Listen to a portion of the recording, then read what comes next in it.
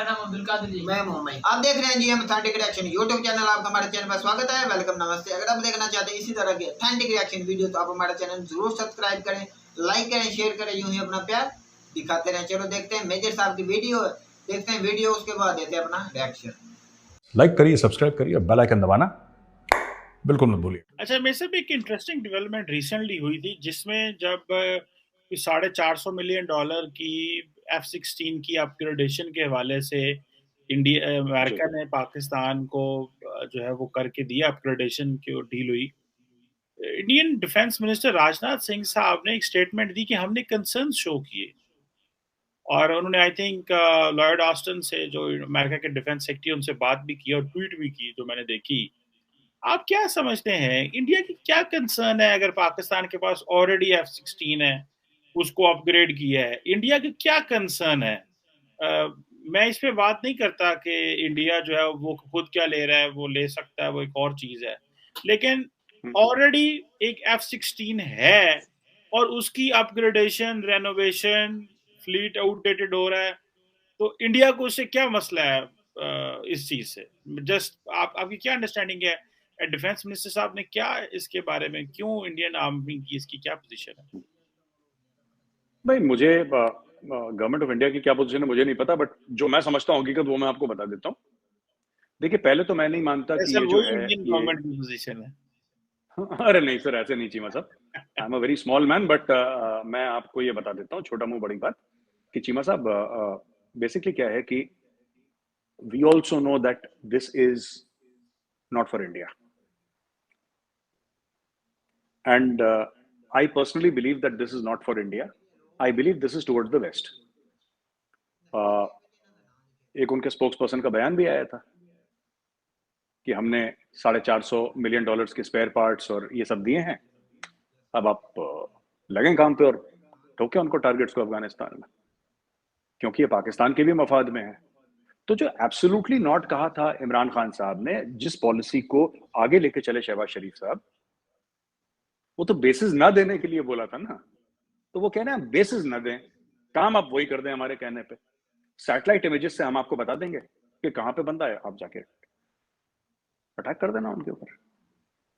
तो ये जहां तक इंडिया की बात है कि इंडिया के डिफेंस मिनिस्टर ने, वो तो देखिए रस्मन कहना है, हम लोग S-400 लेंगे तो आप नहीं कहते कि बैलेंस बिगड़ जाएगा। आपके कहने से हमने कौन सा रोक लिया, और हमारे कहने से आपने कौन सा रोक लिया? हमने तो कहना चलता रहेगा। हमने तो कहना भी छोड़ दिया, मुझे तो लगता है। मैंने तो कभी अपनी लीडरशिप से सुना नहीं है वैसे ये कहते हुए कि इंडिया से, कि जी इंडिया को इतना कुछ दे रहे हो तो क्यों दे रहे हो, कितने में इम्बैलेंस हो जाएगा। हमने तो, मेरा ख्याल है, ये बात कहनी भी छोड़ दी है। मैं एक छोटी सी बात बताऊं चीमा साहब, कि मुझे कहने नहीं बात चाहिए, लेकिन since you are a Pakistani, but I will tell you Cheema साहब, थोड़ा सा अगर शहबाज शरीफ और इमरान खान बैठ के ना बाजवा साहब के साथ बैठ जाएं एक बार, थोड़ा सा बैठ के ना ठंडे माहौल में, बोले जनरल साहब आप बोल कह रहे हो, जरा बताओ हमको, इनको अकल आ जाएगी। इनको ना अकल नहीं है, and they should learn from general Bajwa. Forget about geo strategic thinking, वो अलग बात है, वो तो ट्रेनिंग एक्सपीरियंस से आती है। How to conduct oneself, how to conduct yourself, how to, ये इनको सीखना चाहिए। अनफॉर्चुनेट क्या बात है कि जनरल बाजवा लगता है हेड ऑफ स्टेट, और ये अपनी सुरसुरी छोड़े जाते हैं फालतू में कि ये कर दिया वो कर दिया। मैं वो नहीं कह रहा कि उनके कान से ईयरपीस गिर गया, हमारे कान से भी गिर जाता है, इट्स अ ह्यूमन थिंग। तो मुझे नहीं लगता कि इसको इतना कुछ हवा बनाना चाहिए।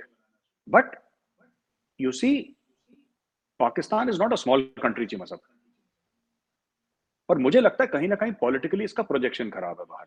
The way the leaders, the civilian leadership projects Pakistan ना, and the way general Bajwa projects Pakistan, इसमें जमीन आसमान का फर्क है।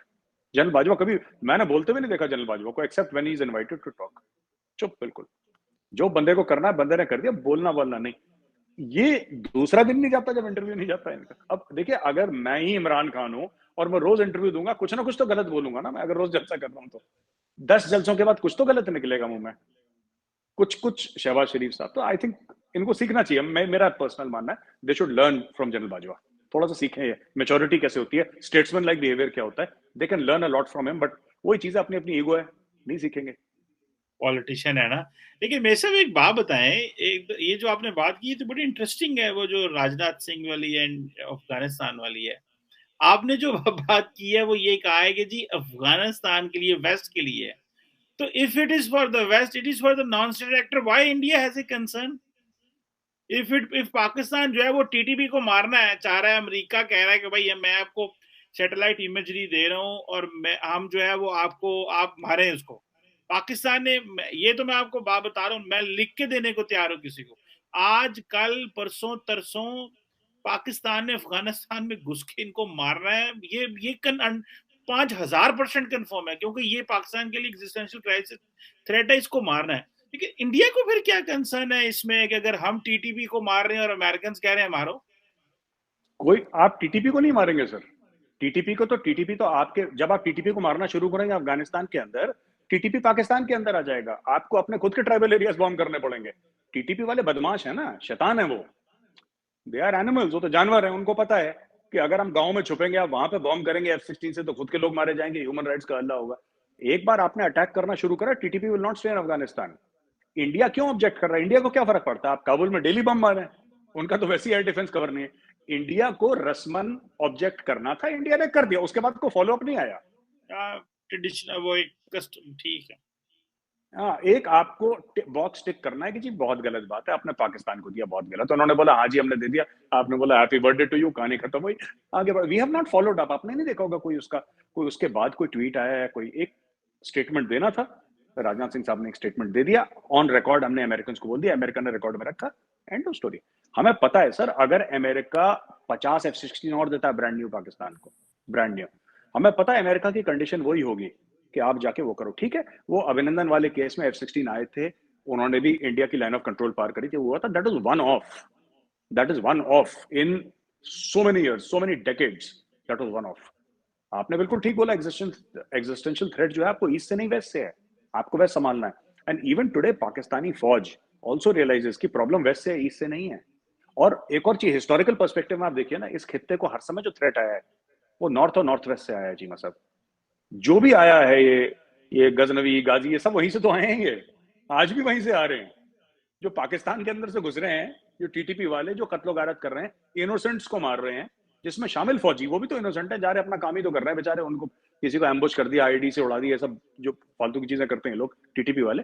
The danger has always, for thousands of years, the danger has always come from the north and from the west. Alexander तक वहां से आया था, जो अलेक्जेंडर आया था ना, सिकंदर, वो भी तो वहीं से आया था। ये यहीं से सब भाई लोग सब यहीं से आते हैं, ये शुरू से, डे वन से।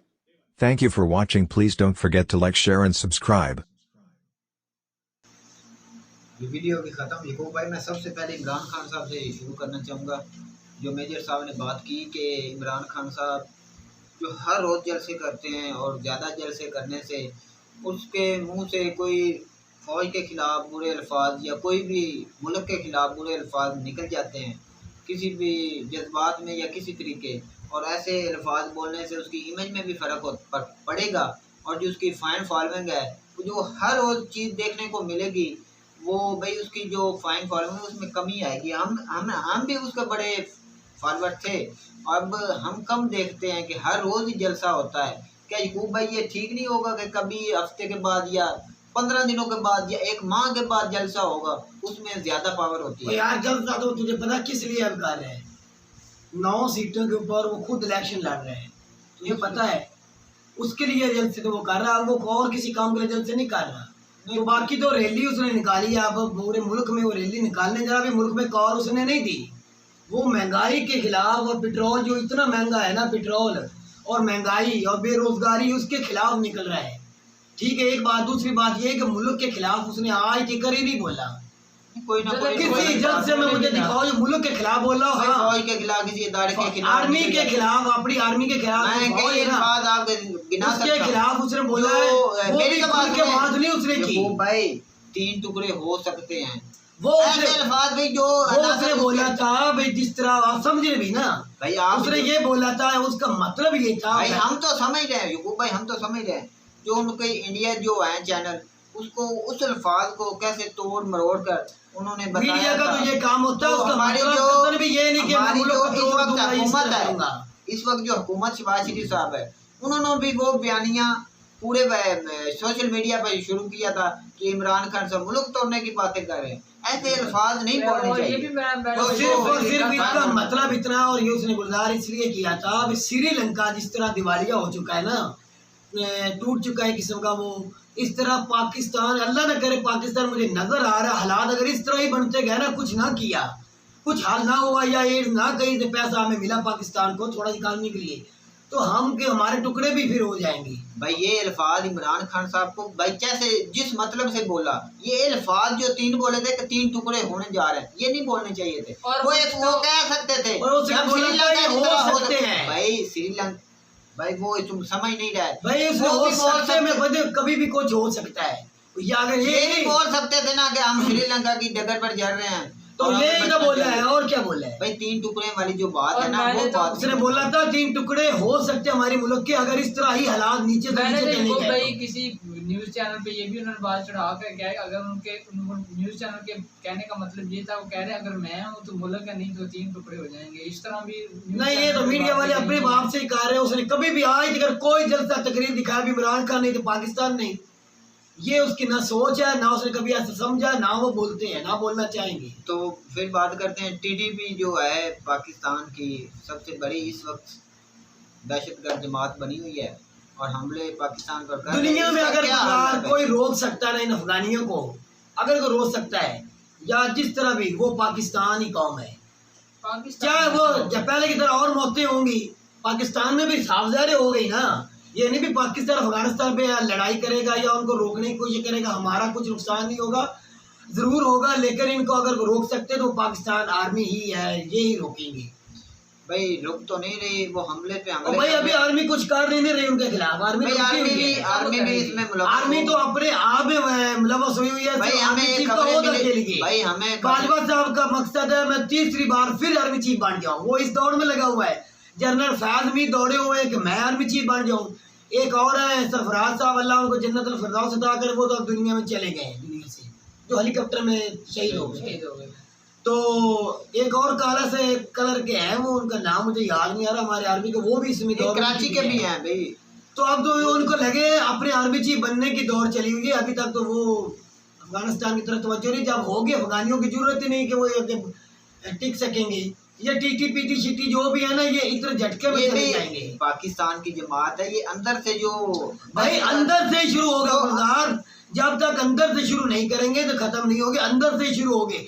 अभी तक एक बार भी उन्होंने कोशिश नहीं गुलजार अंदर से खत्म करने की मेरा भाई, जब शुरू करेंगे वक्त ही नहीं लगेगा, इन बंदों को तो आम सा आदमी में पकड़वाएगा। तो मैं ये बात करता हूँ कि जो मेजर साहब ने की है कि सब पार्टी बैठ कर और आर्मी जनरल फैजुल के बात करें कि आपका मकसद क्या, आप क्या करना चाहते हैं, और मिल कर बैठ कर ये इसका हल निकालना चाहिए। मैं तो ये कहता हूँ कि शहबाज शरीफ और इमरान खान और आर्मी चीफ को नहीं, सारे मुल्क को और सारी पार्टी को, जो बड़े बड़े लीडर हैं, इनको एकजुट बैठ कर ये करना होगा कि इस मुल्क को क्राइसिस से कैसे निकाला जाए। बिल्कुल यार, तू या तो बात को जानबूझ के नहीं मानना चाहता या तुझे हालात का पता नहीं। इमरान खान जब हुकूमत में नहीं थे, अपोजिशन लीडर थे, उस वक्त की तकरीर उठा ले, उसने उस वक्त भी बोला था फजलुर रहमान को मुखातब करके असम्बली के अंदर इस्लामाबाद में, मैं फजलुर रहमान आपका दुश्मन नहीं हूँ, ना आप मेरे दुश्मन है, मेरे सियासी दुश्मन आप हैं, लेकिन मैं फिर भी आपको भी अपील करता हूँ सारे मिल के बैठें और इस कंट्री के बारे, मुल्क पाकिस्तान के बारे में सोचें एक बार। दूसरी बात, वो वजीर आजम थे, उस वक्त भी फजलू नहीं था, अब भी वो नहीं है। उसने उस वक्त भी शहबाज अपोजिशन लीडर थे, तकरीर उठा के देख ले गुलजार भाई, उस वक्त भी इमरान खान ने बोला था मेरे आप सियासी दुश्मन हैं और मेरी कोई दुश्मनी आपसे नहीं, मैं चाहता हूँ मेरे साथ मिल के बैठे, उस मुल्क के लिए कुछ सोचे। आर्मी चीफ से मैंने बात की, आप भी मेरे साथ मिल जाए और बोले। पति बाहर निकल के क्या बोला था मरियम नवाज ने, वो अंदर तो नहीं थी, उसने कई फौरन बोला था हम आपको देखना पसंद नहीं करते इमरान खान साहब, आप कहते हमारे साथ बैठो। कैसे इमरान खान फिर बैठे, वो तो 2-3 बार कह चुका है। भाई ये इमरान खान साहब का मिसाल दी जाती है कि वो किसी अपोजिशन लीडर से या करप्ट आदमी के साथ बातचीत नहीं करना चाहते। मेरा भाई उसने 3 बार पर मैं बात ये करता हूँ कि जो सियासत होती है ना, इसमें भाई दुश्मन के साथ भी बातचीत करनी चाहिए। तो उसने बोला मैं और सियासी लिहाज से बैठना चाहता हूँ, वैसे मैं हाथ तेरे साथ नहीं मिलाना चाहता, तू आपने पाकिस्तान अवाम का खून चूसा हुआ है। भाई एक आदमी कोई भी को वो बैठना भी क्यों नहीं चाहते गुलजार, वो चाहते हैं, उनका मुआहदा है, उन्होंने अपना बंदा भी भेजा इमरान खान के पास, 100 बार भेज चुके हैं। आप हमारे ऊपर बोलना बंद कर दें, ये केस जो हम बंद कराना चाहते हैं या कर रहे हैं, ये इनके ऊपर बोलना बंद कर दें। स्क्रीन पे लाइव हमारी वीडियो हमारे जरदारी नवाशी शबाज की दिखाना बंद कर दें, आवाम को हमारी बुराइयां दिखाना बंद कर दें, फिर हम आपके साथ बैठेंगे। आप हमारे ऊपर नहीं बोलेंगे, हमारे साथ ये कमिटमेंट करें, पक्का वादा करें। ये इस तरह तो नहीं चलेगा भी आपके इमरान खान और इनके ऊपर फिर फर्क नहीं रहेगा, फिर इमरान खान भी चोर हो जाएगा भाई। क्या तो सिचुएशन मैं आपसे एक सवाल पूछना चाहता हूँ, क्या अकेला इमरान खान साहब अल्हम्दुलिल्लाह प्रेस से निकाल सकते हैं? अल्हम्दुलिल्लाह अल्हम्दुलिल्लाह हमारे नबी मुझे की वो मेरी बात सुन, कैसे निकाल सकते? वो नबी के तरीके पे चल के भाई चलना चाहते हैं और इंशाल्लाह उस तरह नहीं बढ़ सकते। उन प्यारे नबी के कदमों की धूल के बराबर भी नहीं, इमरान खान की कोई औकात ही नहीं कहीं भी, लेकिन अपने प्यारे आका के जो दीन का तरीका है गुलजार, वो उनके ऊपर चलना चाहते हैं। वो उनका मकसद है दुनिया में एक मैं भी एक अच्छा लीडर साबित हूँ, कायदे आज़म इल्लामा इकबाल की तरह दुनिया मुझे भी याद रखे कि इमरान खान ने कुछ मुल्क के लिए कुछ ना कुछ तो अच्छा किया था, कुछ दौर उसने हुकूमत की थी, उसने कुछ अच्छा माहौल किया था, इकानमी को बढ़ाया था, वो इस तरह चाहते हैं। लेकिन हालात बहुत मुश्किल है, इन हालात में बहुत मुश्किल है करना, लेकिन इंशाल्लाह कोशिश करने से हिम्मत नहीं हारनी चाहिए। कोशिश करने से ये बात करना पहाड़ को भी गिरा देता है। मेरी तो बात सुने, एक लीडर नहीं इसमें साथ देंगे, इसमें हमें आवाम को भी तो साथ वो आवाम को ही कहता है ना, आपने मेरा साथ देना है। तो अच्छे ख्याल, अकेला इमरान खान नहीं है, आवाम अकेला उसके इमरान साथ खान है। कुछ भी नहीं करेगा जब तक आवाम साथ नहीं होगी। और तुझे नहीं लगता गुलजार के आवाम उनके साथ है? नहीं लगता? तू ही बता दे, 14 पार्टियों और इमरान खान साथ होने से नहीं मैं बात कर रहा, मैंने कहा मुल्क के बारे में जो सोचता है। पाकिस्तान में जो नीचे से करप्शन होती है शुरू, और ऊपर से बड़े लीडरों तक जाती है, जब ये सोच खत्म होगी तब से पाकिस्तान भाई उसने बोला था मैं यूनिकॉर्न से लेवल से लेकर ऊर दिखा सदर मैं एक बात करना चाहूंगा, खत्म करना चाहता हूँ, लेकिन इदारे तकड़े हैं। तो यकूब भाई बात सुने, मैं आपके हमारा जो मुल्क में सबसे ज्यादा जो होते हैं ना मुतासर, वो ज़राअत पर है, सबसे ज़राई मुल्क है हमारा, और इधर सबसे ज्यादा जो पैसा हुकूमत को लाना चाहिए वो ज़राअत पर लाना चाहिए कि हर चीज़ ये हमें गेहूँ पैदा करती है, जैसे कपाह पैदा होती है, हर चीज़ हमारे कपाह है, गन्ना भी इधर से पैदा होता है। जो इंडिया में DAP खाद, मेरी तो बात सुने, इंडिया हमारा पड़ोसी है, उधर खाद 1200 रुपए की DAP है, और पाकिस्तान में 15,000 की भी नहीं मिल रही। और मेरा भाई ये महंगी किसने की है? फिर किसने की है? ये जरदारी और बिलावल ने की। खाद तैयार होती है कराची में, उधर से पाकिस्तान पूरे में आती है, उन्होंने इमरान खान को निकाम करने के लिए माशरे की करप्शन बता रहा हूँ, वो कह रहे तो करप्शन वो ही मेरा भाई कर रहे हैं। ऐसे बात कर तो कोई बात सुनने को नहीं, मैं माशरे में करप्शन की बात कर रहा हूँ, इतनी करप्शन है। करप्शन खत्म, तू ये बात भी मानेगा इमरान खान के 3 सालों में हमारी ज़राअत ने जितना ज्यादा फायदा उठाया, नहीं उठाया क्या? जिम्मेदार कुछ नहीं थे, खुशहाल नहीं था। 15,000 की जो है इस वक्त इमरान खान साहब के दौर में भी खाद नहीं मिलती थी, कोई भी नहीं। 15,000 उस वक्त नहीं थी, 10,000 9,000 की बोरी थी, अब 15,000 की हुई है। हमारे माशरे में करप्शन जो है ना वो नसूर की तरह फैल चुकी है। लेकिन इमरान खान के दौर में जो ज़राअत के ऊपर काम इमरान खान ने किया, आज अगर 5 बार इमरान नवाज शरीफ को आज अगर इस तरह का काम नहीं हुआ, जिम्मेदारी तरह कभी भी खुशहाल नहीं हुआ। चले जी, तो देखते हैं। तो ये था हमारा पॉइंट ऑफ व्यू। अगर वीडियो अच्छी लगी तो लाइक कीजिएगा, चैनल सब्सक्राइब कीजिएगा। मिलते हैं तब तक के लिए अल्लाह।